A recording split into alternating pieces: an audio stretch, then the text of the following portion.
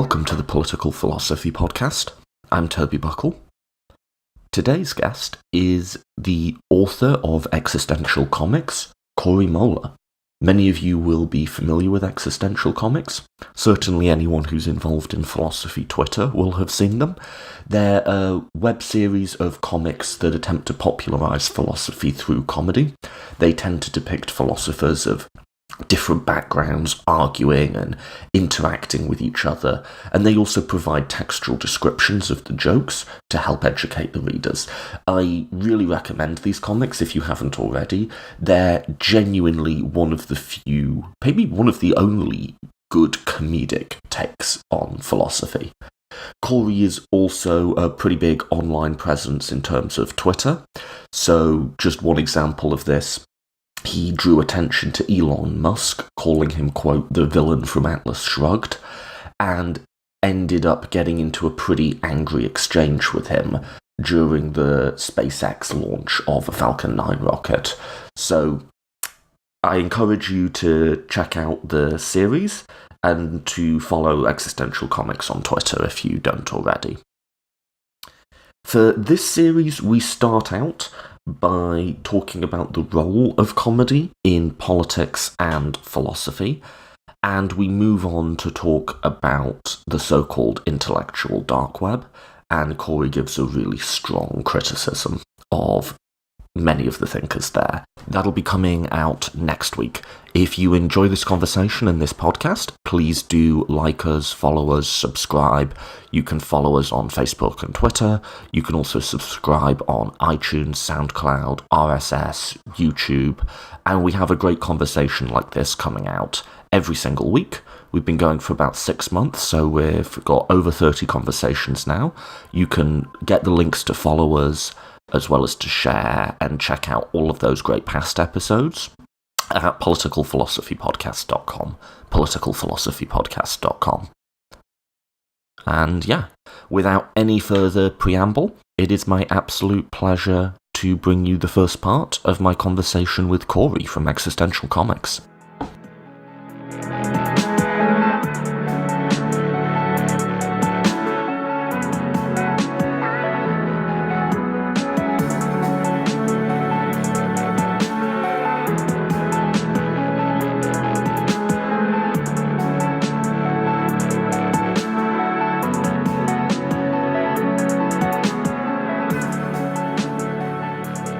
So I'm joined by Cory from Existential Comics. Welcome to the podcast.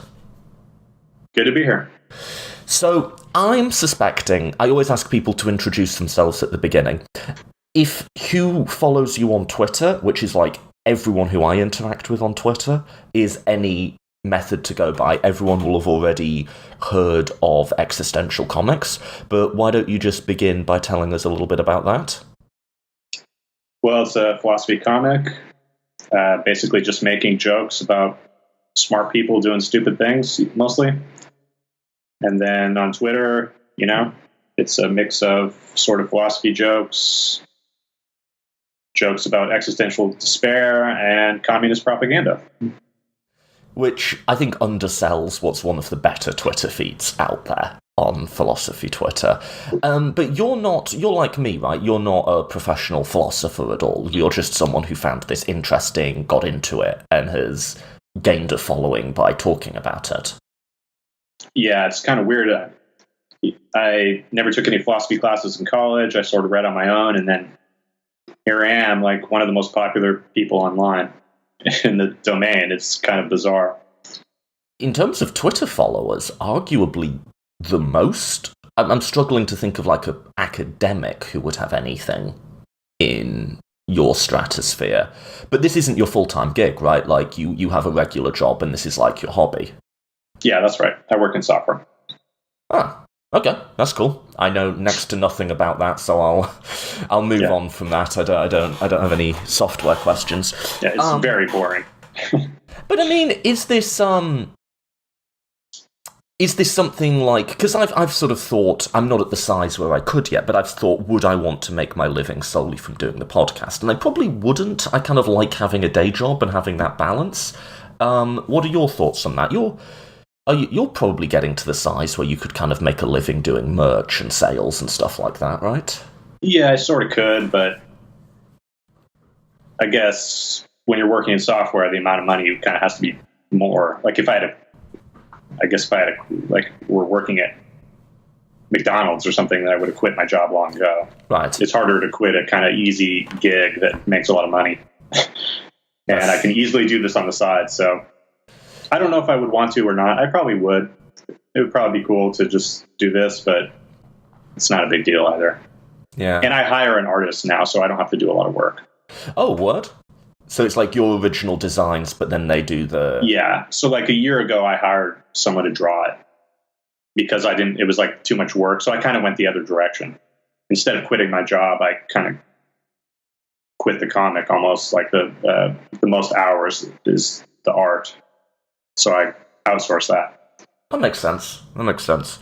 So let's talk about like comedy in general, because I'm struggling to think. Perhaps you can fill me in with some examples of other good comedic takes on philosophy, because obviously, and I think we're going to get into this, there's a whole load of comedic takes on politics, and we can talk about whether they're useful or not, or even funny or not. But I'm struggling to think of anything else that makes philosophy funny, which is weird, because smart people doing stupid things seems to sum up the history of philosophy pretty well. And that does seem... like, if you just look at, like, the lives and the quirks of philosophers... Yeah. From these ancient Greek ones walking into volcanoes to, who is it, Schopenhauer pushing a woman down a flight of stairs. These are not always normal people. But it doesn't seem like there's been much good work making it funny. Are you aware of anything other than yourself, and why do you think that is? Not really. I mean, that's sort of why I started in some ways. There's so many webcomics and jokes about science, and there's just nothing about philosophy. I mean, science is just much more popular, like I'll never be as popular as these science comics. But yeah, there's just nothing there. I mean, there's Dead Philosophers in Heaven was an old comic that kind of never got too popular. And I think they stopped making them before I started making mine. But there's not much there. And it's like, it is kind of funny because philosophy is actually the easiest area. It's much easier than science to make jokes about. Because for one, I think the philosophers in general are funnier biographically than most of the scientists, who tend to be more professional, kind of, I don't know. They are more colorful characters in general. And also the history goes back much further, like Aristotle and Plato are, a lot of those Greek guys are funnier than the modern people. There's no science that far back. You're more restricted. But also, philosophy is much funnier than science because the ideas are much funnier. Like, people have such wacky ideas in philosophy because philosophers tend to be forced to take their idea to the logical extreme and end up accepting totally absurd ideas, right? Like Bishop Berkeley was sort of forced to accept the idea that everything is just in your mind and there's no external reality at all. Now, this is already funny. You don't have to write a joke. Just thinking that you believe this, to have someone believe this genuinely, or David Hume doesn't believe in causation, all you have to do to write a joke is just pretend that he actually believes this idea, which of course he can't in his day-to-day life, right? And there's all sorts of, like, even modern, like David Lewis or someone who believes that every possible world exists in reality, stuff like that. It's just totally ridiculous, but he was forced into it to save a theory of truth. You know what I mean? He's like, I would rather believe that every possible world exists than kind of give up at being able to describe counterfactuals or something. Like, philosophers are bizarre in how they think. And so it's a much funnier discipline than almost any other academic study, because you just get these totally wacky ideas that are apparently genuinely believed. Yeah. And so it's a little mystery why there's not better jokes. I mean, I don't know. I think people are intimidated by philosophy, and even the stuff we've just heard, they'd sort of be scared to do. Some of my favourite writings ever on philosophy are sort of what I think of as the "but that's just bullshit" line of response. So with the Hume causation thing. I forget who wrote this, but someone said, "Your philosophy, sir, is like a small wooden rocking horse. It's perfectly legitimate to spend an hour or two swinging on it in your study. But if you attempted to ride it through the streets, your friends would rightly think you mad and have you committed." And like those sorts of smackdowns where people just go, "But no." Those are the funny bits. But it's obviously stupid. But I think it comes... Yeah, go ahead. It's kind of funny because I saw recently, like, David Hume wrote that about Bishop Berkeley. He said, everybody reads that book and nobody can refute the argument. But at the same time, nobody's convinced. Right. That was his description of Bishop Berkeley. And then he went and wrote an identical book where nobody can refute Hume, but nobody is convinced. Nobody has ever been convinced by Hume's "there's no such thing as causation." Basically, nobody's convinced. But we really struggle even more with Hume than Berkeley, much more, to refute his arguments. It's almost impossible. And that's kind of a funny situation where it's like, the reason you're not convinced is not because there's any flaw in the argument, but because it's just too stupid to believe. Right. It's just too dumb. You're like, you got me. I can't point out a single flaw, but no, of course I don't believe it. It's dumb as hell. So I'm not going to believe something that's stupid. This isn't my area of philosophy, but just for people who maybe aren't tuning in, the Hume stuff is about how do you know... This is like, how do you know the next thing's going to happen? How do you know the sun's going to rise, other than that it always just has risen? And is that actually a good reason? And there's the whole billiards ball thing of, like, you don't actually know that one hitting into the next will make it move, right? You can't see the causation itself. So, like, you can see that a ball comes and then it hits the other ball and the other ball leaves, but you can't really see causation. You just sort of assume there's some kind of causation, and how do you prove it? So he says there's no such thing as causation. It's just constant conjunction. Things are kind of going on. And how do we know that tomorrow we're going to wake up and the billiard balls are still going to behave the way they have in the past? And then it's like, jokes, obviously they will. The jokes write themselves. Yeah, the jokes write themselves, which is actually why I don't make too many Hume jokes, because they're too easy. I hardly do it at all. It's like the can't. Yeah, it's a little too easy to do.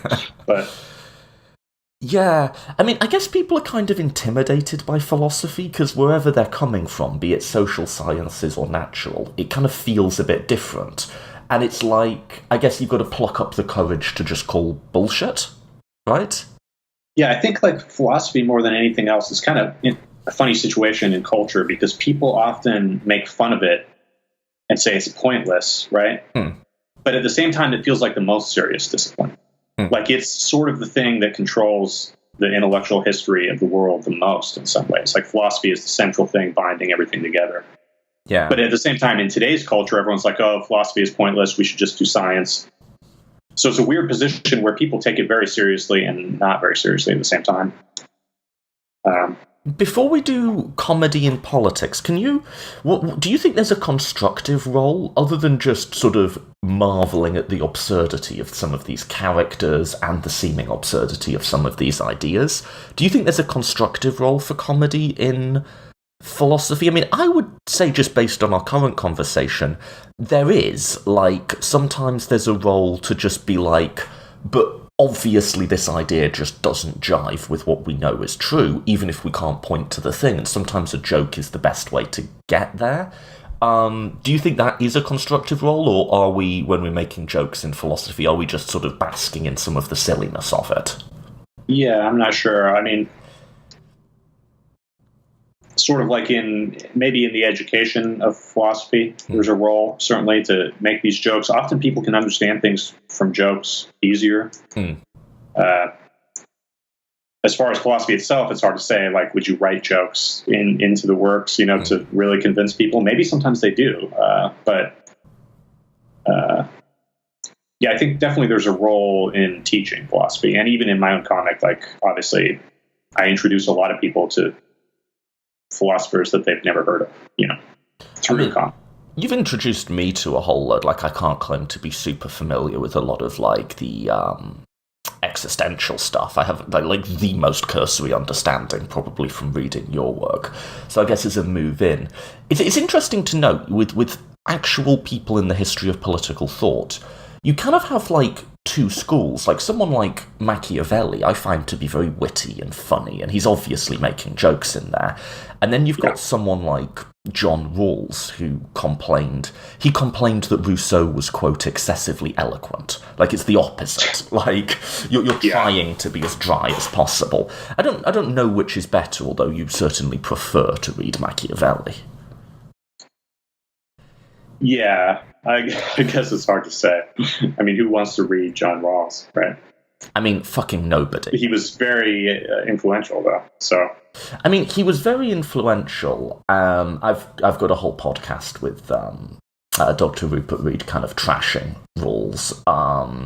But I don't think anyone on this earth has read Theory of Justice cover to cover, and it's a bad sign. And I really wish. It's like. I hate how philosophers take themselves so seriously. Yeah.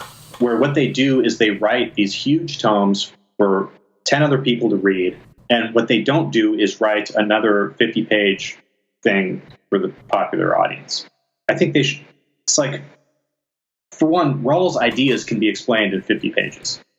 Rawls' ideas can be explained in 50 words. In one page. Yeah, in one page. So why does he not write something like, okay, guys, here's the real deal. You know what I mean? And like, even they all should do that. Even at the beginning of Theory of Justice, he gives you a reading guide and says, these are the bits you want to read. Yeah. So what the fuck is the rest of it doing in there? Yeah. I wish they would all just write, like, okay, here's the real one. Same thing like Thomas Hobbes back in the day. Yeah. I had someone email me, like, because I had him in a comic, and he's like, oh, how do I get into this? How do I read it? I'm like, I don't even know if you should, Yeah. What are you going to do? Read Leviathan? Like, this person who had never really didn't know anything about philosophy, and they're like, oh, that sounded interesting. I'm like, I don't think you should read it. Maybe listen to a lecture or something. It's like, who's got the time to read that? Why doesn't he write something shorter? Like, it's the same thing with him. He can explain those ideas. You can explain that idea in 50 pages. Yeah. And then it becomes this witty dialogue, huge game of what did Hobbes really mean by this? And if you're having to do that sort of work to even understand the basic ideas, it's maybe a sign that they weren't communicated that well. Yeah. I mean, I will say, and we'll move on to politics and comedy, but I will say I'd sooner read Hobbes than Rawls, in the same way as I'd probably sooner read. I mean, Marx is dense as shit, right? But there are bits in Marx that are quite powerful, and the odd quote that actually is, like, well put together and it sticks in your head. And, like, Hobbes, there's bits of that, like the nasty, poor, brutish and short and so on, and the war of all against all. There's nothing like that in Rawls, as far as I can tell. And then you go to the other extreme with some of these 18th century thinkers, someone like Fourier or Saint-Simon or something, where instead of going through looking for the interesting bits, you're kind of like scanning for the same stuff. And the stuff that isn't absolutely like... And then humans will evolve a large and dexterous tail, which I think Fourier said at one point. I don't know that much about that, him, but yeah. Yeah, I did a history of socialism course at some point, and some of those early guys were like they were on a different, very imaginative, we can say. But yeah, philosophy's a weird one. Let's remove it over to politics, because philosophy and comedy is this incredibly niche thing, which is like, I mean, basically pretty much just me. Yeah. But politics and comedy is like one of the primary means where we get our political argumentation from. And we were talking online, you made a distinction between what you regard as like generally useless political comedy and good. Do you want to talk us through that? Yeah, and I think my best example is someone who is revered by a lot of people for doing good, smart, I guess you would call it left-wing. I don't know. It's hard to even describe his positions, but that's George Carlin. And I would say it's just the worst kind of useless crap you can possibly get. And he should have stuck to regular jokes. I like his stand-up for the most part. But if you're going to call this political, I would say it's just, there's nothing there. Yeah. I mean, so I agree with you, but I feel like I can just hear 1,000 guys, and they will be guys, going, this is genius. This is like the unmasking of authority, the unmasking of religion. How dare you say this about St. Carlin? Explain yourself, sir. Yeah. And first of all, I would just say the people who think he's a genius need to understand what what a genius is. In order to be a genius, you have to have an idea. Right. George Carlin didn't have any ideas. He didn't even understand the world at all. There's no place where he makes any kind of political commentary that's remotely insightful. What does he believe? What does he even believe? Well, like, you don't even authority know. Is shit and they're full of shit. shit. Authority is shit. If your entire genius can be summed up on a T-shirt for the Sex Pistols, like, this isn't political genius. Like, literally anything that he said could be a punk rock T-shirt and you wouldn't even notice, Were the Sex Pistols geniuses? I don't think so. I don't think they understood the world very well either. They were pretty cool, but they weren't doing politics. You want me to make us even more hated? John Lennon, widely revered as a political genius. I don't know had anything super constructive to say other than what some did he actually believe? Vague notion. Wouldn't it be nice if the world were better? Right? At least that's constructive. George Carlin doesn't even say that. Right. He doesn't even try to make the world better. He never says what a better world would look like, or even encourage us to work for a better world. At least John Lennon would say, like, hey, let's try to make the world better. It's like, okay, that's very banal. It's like not saying anything, but at least you're trying to make the world better. George Carlin says, actively, basically encourages people, everything is shit, authority is shit, religion is shit, let's just smoke pot and do nothing. Right. That's not politics. Well, and it's a negative influence. I mean, it's well, I was going to say, if anything, it is political in a sense, and it's the sort of politics that elites and the people running our society and profiting from it would like. It's ironic that his biggest thing is to sort of like, I don't want to use the word rebel, but like he hated the people in power, or, they're terrible. They're controlling everything, man. And his brand of comedy is exactly helpful to the same people that he's against. Do nothing against it. Don't organize, Did he ever use the word unionize? You know what I mean? Like, don't organize against power. Don't vote. Don't do anything. I can't... I always want to not take political views personally and just try and take them on their merits, but the not voting thing bugs me. Even in America, where I will grant you that often both of the choices are lousy, it's like nothing would please the Koch brothers more than to have everyone who's angry at them sitting home doing nothing, smoking pot and not voting. That is what they want at the end of the day. And I accept... But also, I would say that they're not afraid of votes either. Like, I don't think they would be too pissed if everybody voted. So right now we have 30% of people vote or something, 40%? Depending on the level, whether it's state, local. Say 80% voted. Say 80% of people voted. Would the Koch brothers be worried? I don't know. They probably wouldn't be too happy about it because it would probably, those people maybe would skew a little more Democrat. What if 80% of people joined a union? I agree. And it would be it would radically alter society, and it would destroy their power base, which is to have these isolated people, totally hopeless. If 80% of people in America were in a union, we would be living in a different society. If 80% of people in America voted, maybe Democrats would have a few more seats in Congress. Okay. So I don't think voting, I'm not saying we shouldn't vote, but that's not politics either. It's not the end of politics. No, I agree. And the way I think there's a bit of confusion on both sides of this. So to use some very, very philosophical terms, necessary and sufficient, right? I do think people showing up to vote is necessary for social change. But what a lot of people will say is it's not sufficient. Well, yeah, I mean, both things can be true at once, right? And also, though, the decline of unionisation was somewhat a result of politics. That happened, in large part because Reagan won, right? Maybe if more people had voted... it's complicated and it plays into itself. But I would just say you need both. You need organisation like unions, you need protest movements, and you do also need to vote. I think any one of those bits by themselves would be kind of mute. And so what is, to tie it back to comedy, what is the role of George Carlin in any of this? He's discouraging you to vote. He's discouraging you to vote. He's discouraging you to organize. He's discouraging you to protest. And this is the last one that I would say. He's discouraging you to read. George Carlin actively discourages education. People think this is genius because they haven't read books.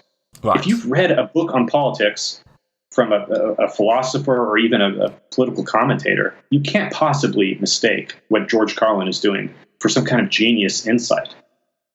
He doesn't make any arguments. He doesn't understand anything. He doesn't say anything. What are his ideas? Nothing. So that kind of comedy, I think, is useless. And a constructive comedy has to be aimed towards something. So you can criticize power, right? You can say, look, the billionaires are controlling everything. But you have to have something on the other end, which is like, what are they scared of, you know? What should we be doing? You have to say, look, what would happen if we stood outside of Jeff Bezos? What would happen if we gave a guillotine as a present to the warehouse workers of Amazon, right?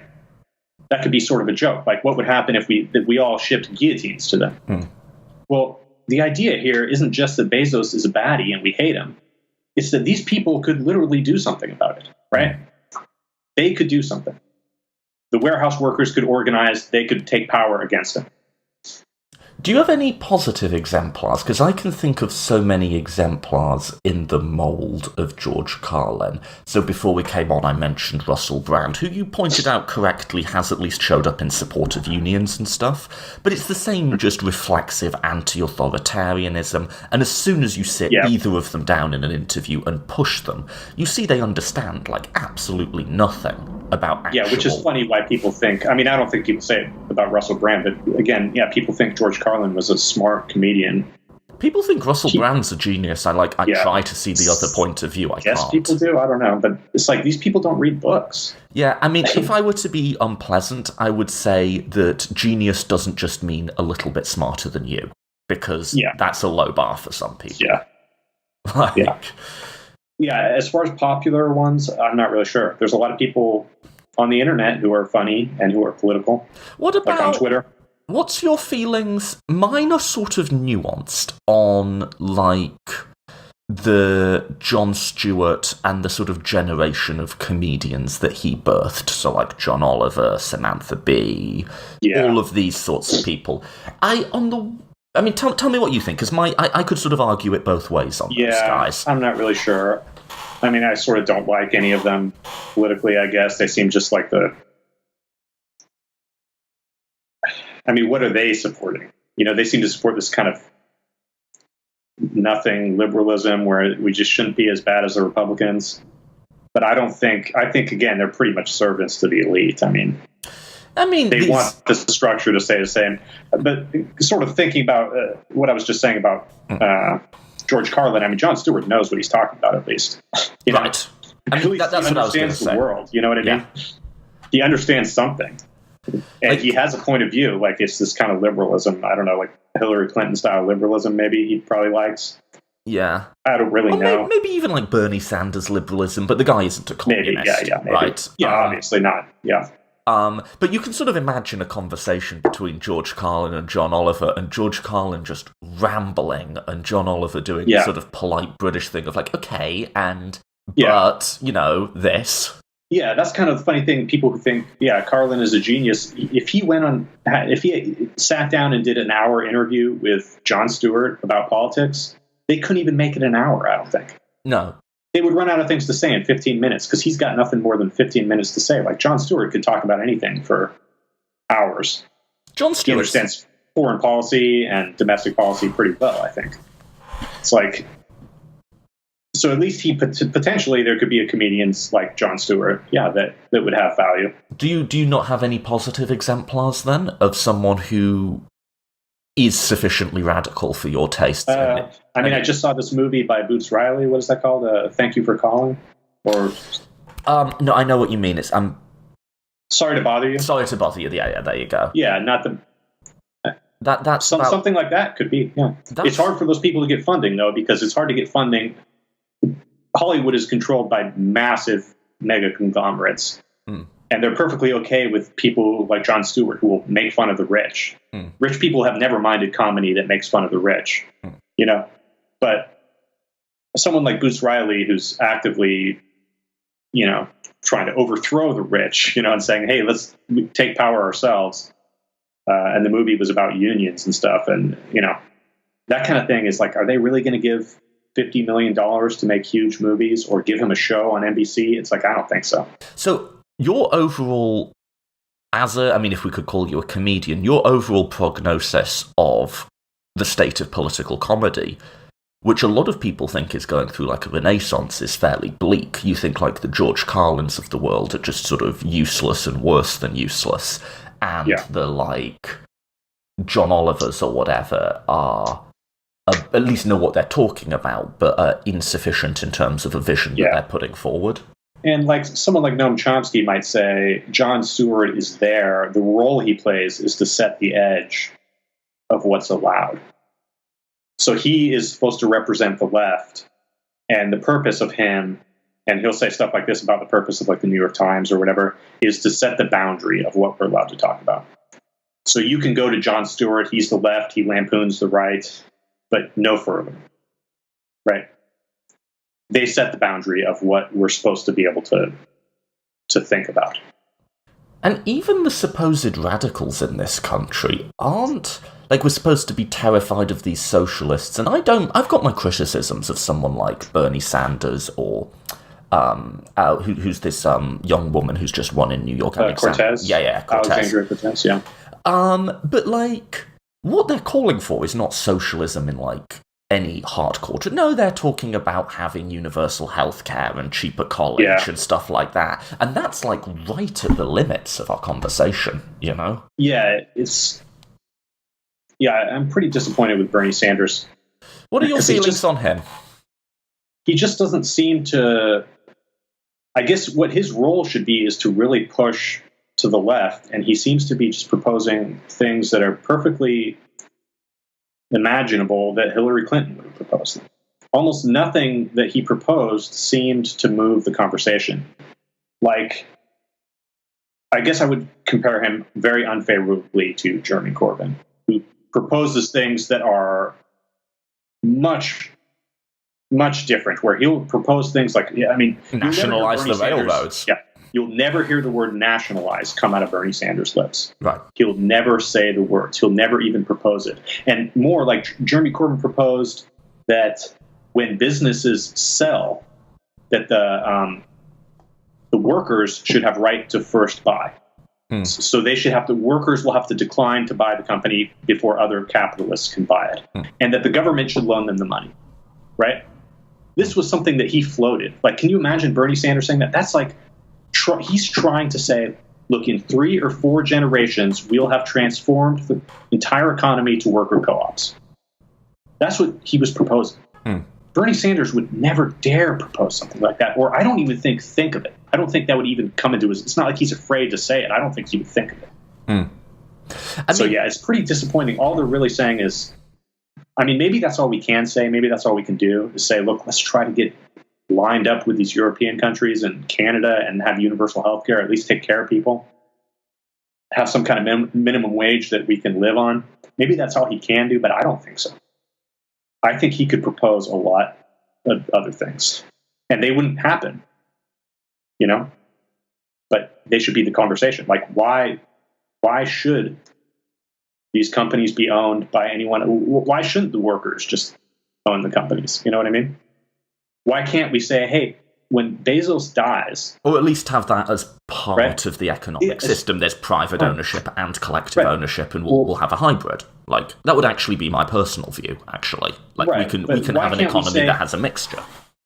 Why can't we say, when Bezos dies, his money just... The company that he built, or he didn't build it, obviously, but the company, why can't we just have the workers take it over? Right? That would be something that Jeremy Corbyn would propose. Bernie Sanders would say, let's tax him a little more. And that's it. That is his proposal. Let's tax him to pay for the welfare that we're subsidizing his workers. That's his radical proposal. It's like, that's not going to change anything. fundamentally about. I mean, it will maybe alleviate the tax burden of the middle class a little bit or something, because now we'll take some money from him instead. It's like, that's not going to change anything about society, though. What I found really interesting about how heated and how nasty the primary between Clinton and Sanders got was that if I gave you just 10 bullet points of, like, their proposals and whatever, you'd actually really struggle to distinguish between them. Yeah. Right? They were almost identical. Like, the framing, the rhetoric was different or whatever. And even with universal health care, I believe Hillary when she says she ideally would like to do it. Yeah. But she didn't think it was politically viable. I mean, that's probably true. And that was Obama's position as well. Yeah. It's probably true that they would like to do it. Yeah. And so what's the real difference? She's basically saying, I don't think we can do it, and he's saying, I think we can. That's not an ideological difference, really. I mean, they do have ideological differences, but again, the policies... They're mild, and I felt people... Mild. And one of the big arguments they were having, which was mind-blowing to me in this primary, was that he wanted $15 hour minimum wage, and she wanted a $15 hour minimum wage, but only in New York City, and maybe in Tennessee they would have $13. That was like a big sticking point. I'm like, this isn't an ideological sticking point. Like, this is something for economists to work out. But like, what the optimal level for the minimum wage is, this is something I can go into this one, I won't. But like, there is an optimal level within a capitalist economy, right? Because as you raise it, you increase aggregate demand. There's actually sort of collective action effect. But then there is a limit. Like, you couldn't have $100 an hour minimum wage. So there's a balance, and whether it's 13 or 15 is like that is a technical, empirical question. This is something economists within the system can work out. Yeah, but economists should work out, not politicians, really. I mean, what a politician could come along and do is say something like, how about we have a federally guaranteed right to a job or something? That's a bit more of a... Yeah, and Bernie Sanders never said anything like that. Yeah. I interviewed someone running for Congress recently who was running on just that platform, and I thought that was a great platform, actually. But just one final point on the 2016 primary is I thought both sides were kind of being, given that there was no essential policy differences, were being bizarre in that the Hillary Clinton people were saying this is a crazy radical who can never win. Well, running on the same platform you are. But then the Bernie people, I'm sorry, and I know this is my side of the aisle, but were being kind of stupid as well, going, this is someone who's just a corporatist Democrat who doesn't care about working people at all. Okay, who's running on the same platform as your guy is? So, like, if you're going to make... It comes down to whether, like, you trust Bernie Sanders to fight. You know, it's like you can have certain platforms, but which ones are you going to prioritize? Right. And you don't trust Hillary Clinton at all to actually do any of this stuff. I mean, I do feel, though, like the whole trust thing was kind of a personality read that was in some ways being filtered through decades of right-wing smears and gender perceptions and so on. I'm not defending Hillary Clinton, I'm just saying I think some of what was said about her was somewhat unfair. Some was far too fair, but... Sure. Yeah, whereas so you would be a Corbyn fan in the UK. I like Corbyn, yeah, for sure. I mean, if you draw the analogy there, because we can say, honestly, the difference between Bernie Sanders and Hillary Clinton, there's an argument that at least where they were in 2016 was a difference of style and personality and presentation, more than, like, an actual governing platform. Whereas if you compare Tony Blair to Jeremy Corbyn, it's obvious that the two men loathe each other personally. Yeah. And that they could be from complete... You'd be buggered to know they were even from the same political party. Yeah, they're basically from different political parties, honestly. That are fighting over a power struggle of this one party. I mean, it's pretty clear that the Blair party and the Corbyn, they call them different wings of the party. I mean, these are basically two different political parties. It's not like in the US where you can have a healthy internal debate about are we going to do Obamacare or Medicare for all. No. You have like a pro-business, vaguely socially liberal, maybe have a minimum wage sort of party, and send in the troops and seize the railroads party. Like, like in some ways... we don't have that at all in America. So I think some people think Bernie Sanders is the Corbyn party just all by himself. He's the party. He's the only guy, right? And maybe this is sort of true. And then the rest of the Democratic Party, the other 49 senators or whatever, are all in Hillary's wing. And that's sort of the situation we're kind of in. They are corporate Democrats, most of them. I think by the time we get to 2020 elections, you're going to see a few more people have put both feet in the Sanders camp. I think that's where that's headed, definitely. But what would you make of the critique of... I mean, how do we answer the I mean, I agree with you about Corbyn. He's also just been quite flat-footed tactically, stuff like the anti-Semitic so-called scandal there. And what would you make of the critique, though, that, like, we should be decimating this Conservative government? They're just hopeless. They're useless. Nobody likes them. The whole Brexit thing is a farce. Why are we not leading by 20 points in the polls? And I know the answer will be because the press is dead set against radicals, but, like, that is a fair critique of Corbyn, right? That we should be further ahead than we are right now. Yeah, I mean, I think a lot of it has to do with probably the press. I mean, who controls the press does not want this kind of thing to get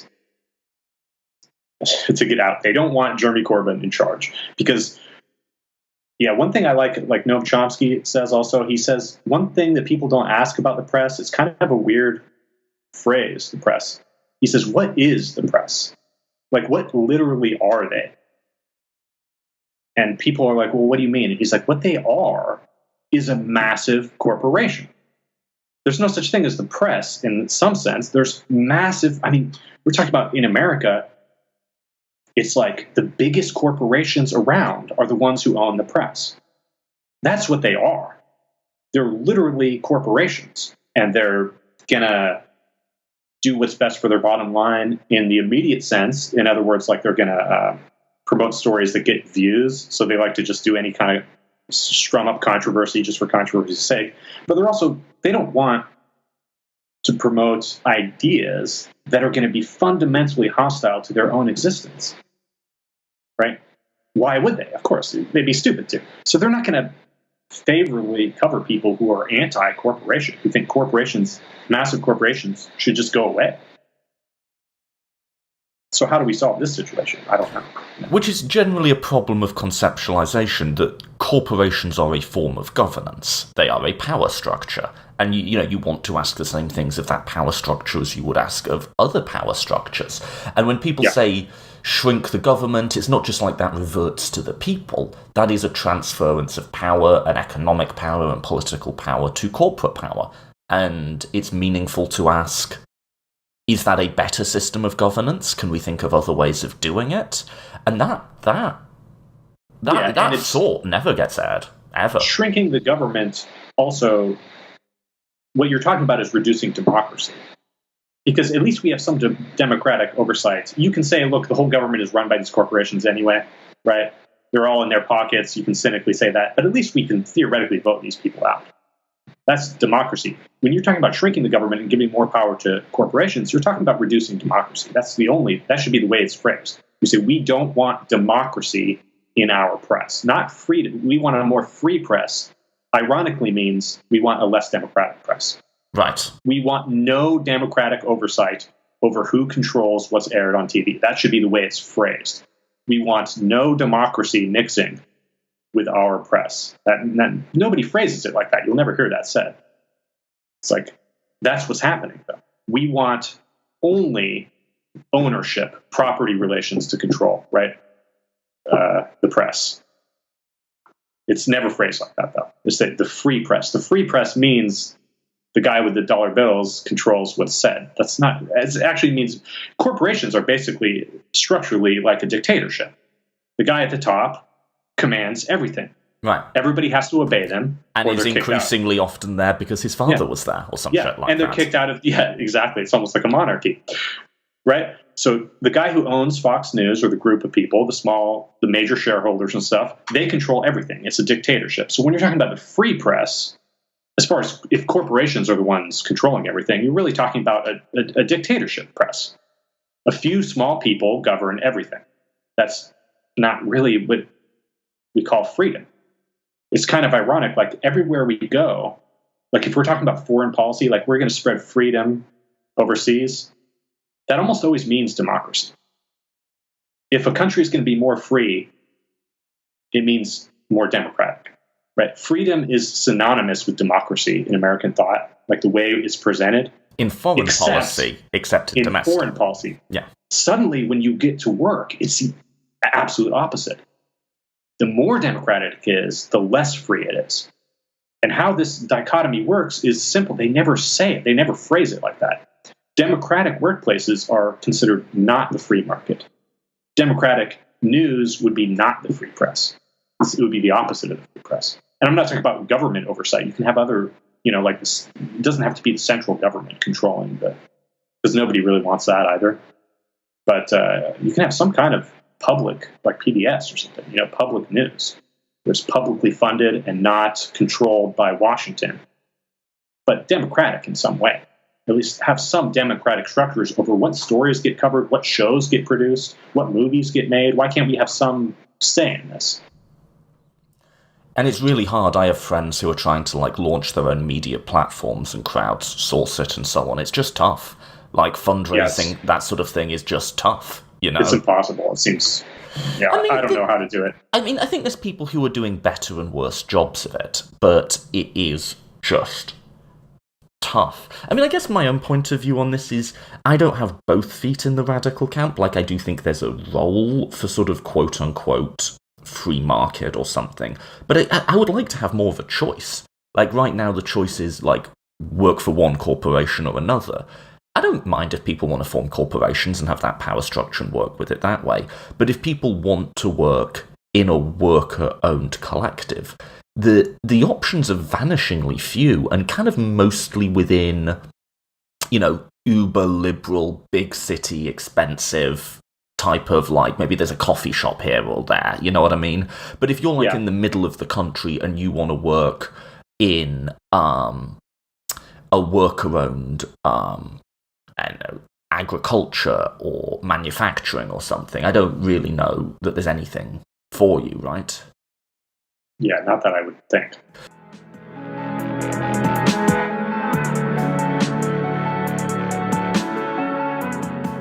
Thank you for listening to the Political Philosophy Podcast. If you're enjoying the show, there's a lot of ways you can support it. If you like an episode, please do share it. It helps get the word out there. And if you're able to support it in a more monetary way, we have a Patreon account. I often suggest regular listeners help support the costs of the show with a suggested donation of $2 an episode. That's super easy to get set up. The links are on the website, politicalphilosophypodcast.com, or you can go to patreon.com/politicalphilosophypodcast. Also, just subscribe on a few different channels. The more subscribers we get, the better our stats look, and that helps get people on and gets us noticed. And any positive reviews on iTunes, also much appreciated. And yeah, do just comment if you have any thoughts on this conversation or any of the others. Comment on social media, email me, direct message me. I do try and get back to most thoughtful responses that people send me, so please do. That's it for this week. Next week, like I say, I'll be talking about the intellectual dark web with Corey, and I hope you'll join us again for that. Thanks again for listening.